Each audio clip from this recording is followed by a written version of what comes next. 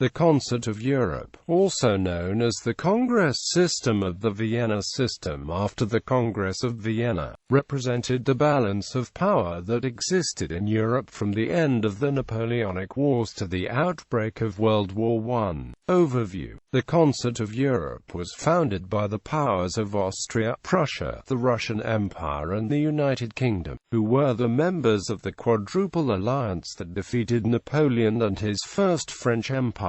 In time, France was established as a fifth member of the concert. At first, the leading personalities of the system were British Foreign Secretary Lord Castlereagh, Austrian Chancellor Clemens von Metternich and Tsar Alexander I of Russia. Charles Maurice de Talleyrand Périgord of France was largely responsible for quickly returning the country to its place alongside the other major powers in international diplomacy. The age of the concert is sometimes known as the Age of Metternich, due to the influence of the Austrian Chancellor's conservatism and the dominance of Austria within the German Confederation, or as the European Restoration, because of the reactionary efforts of the Congress of Vienna to restore Europe to its state before the French Revolution. It is known in German as the Pentarchy and in Russian as the Vienna System. The Concert of Europe had no written rules or permanent institutions, but at times of crisis any of the member countries could propose a conference. Meetings of the great powers during this period included Aix-la-Chapelle, Carlsbad, Troppau, Laybach, Verona, London and Berlin. The concert's effectiveness came to an end due to the rise of nationalism, the 1848 revolutions, the Crimean War, the unification of Germany and the Risorgimento in Italy, and the Eastern Question and other factors. Origins. The idea of a European federation had been already raised by figures such as Gottfried Leibniz and Lord Grenville. The Concert of Europe, as developed by Metternich, drew upon their ideas and the notion of a balance of power in international relations, so that the ambitions of each great power would be restrained by the others. The Concert of Europe, as it began to be called at the time, had a reality in international law, which derived from the final act of the Vienna Congress, which stipulated that the boundaries established in 1815 could not be altered without the consent of its 8 signatories.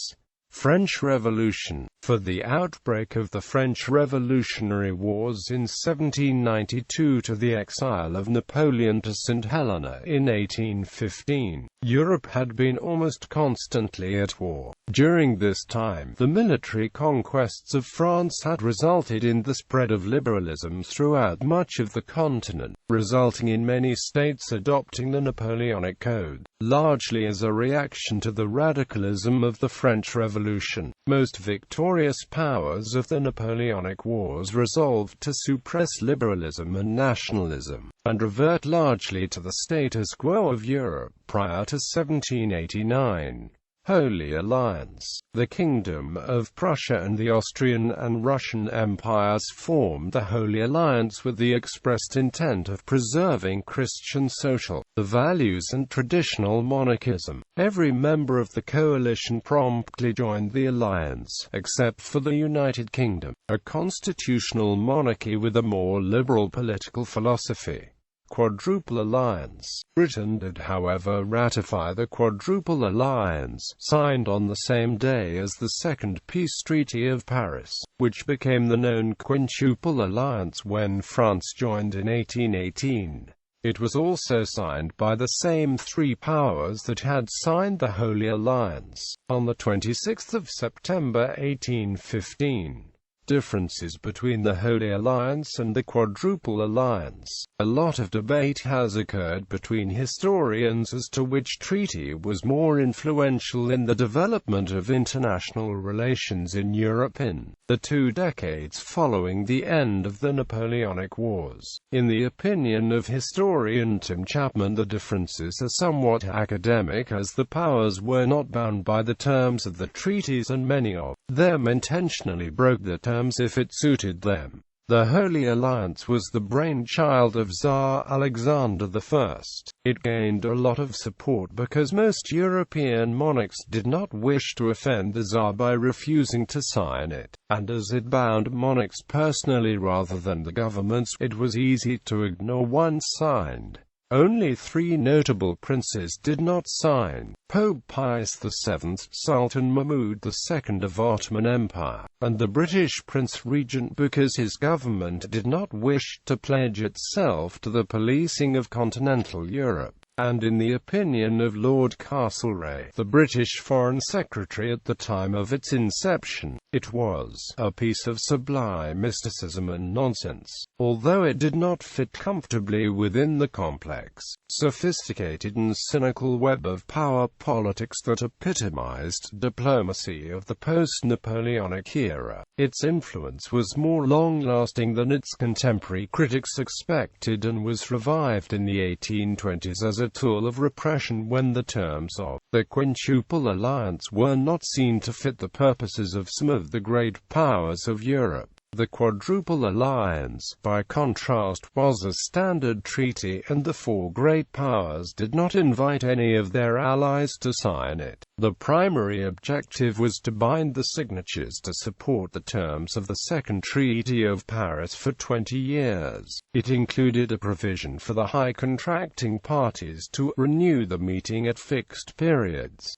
for the purpose of consulting on the common interests, which were the prosperity of the nation and the maintenance of peace in Europe. A problem with the wording of Article 6 of the treaty is that it did not specify what these fixed periods were to be, and there were no provisions in the treaty for a permanent commission to arrange and organize the conferences. This meant that the first conference in 1818 dealt with remaining issues of the French wars, but after that, instead of meeting at fixed periods, the meetings were arranged on an ad hoc basis to address specific threats, such as those posed by revolutions, for which the treaty was not drafted. Agreements. The Congress of Aix-la-Chapelle resolved the issues of Allied occupation of France and restored that country to equal status with Britain, Prussia, Austria and Russia. In 1822, the Congress of Verona met to decide the issue if France could intervene on the side of the Spanish royalists in the Triennial Liberal. After receiving permission, Louis XVIII dispatched 5 army corps to restore Ferdinand VII of Spain. In 1830, the Belgian Revolution against the Kingdom of the Netherlands began. French ambassador Charles Maurice de Talleyrand-Périgord presented a partition plan for the southern provinces to the Concert, which was not adopted. Nevertheless, the great powers unanimously recognized Belgian independence from the Kingdom of the Netherlands at the Treaty of London. The treaty also established Belgian neutrality, which would last until the German invasion of Belgium in 1914. In 1856, with the Treaty of Paris that settled the Crimean War, the Ottoman Empire joined the Concert of Europe.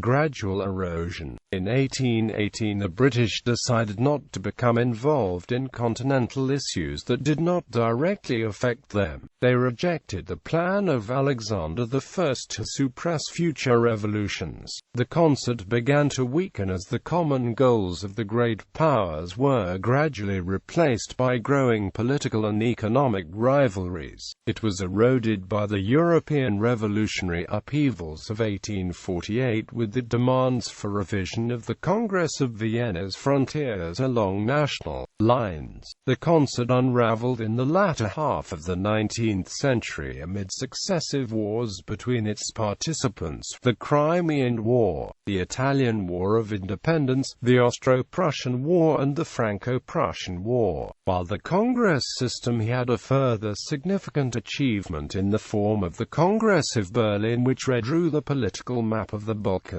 The old balance of power had been irrevocably altered, and was replaced by a series of fluctuating alliances. World War I. By the early 20th century, the great powers were organized into two opposing coalitions. The last conference was the London Conference of 1912-13, convened to discuss the Balkan Wars. As the 1914 July crisis unfolded, Britain proposed a conference, but Austria-Hungary and Germany both refused to attend. World War I would break out in the following month. In the aftermath of World War I, a new, permanent international organization, the League of Nations, was set up.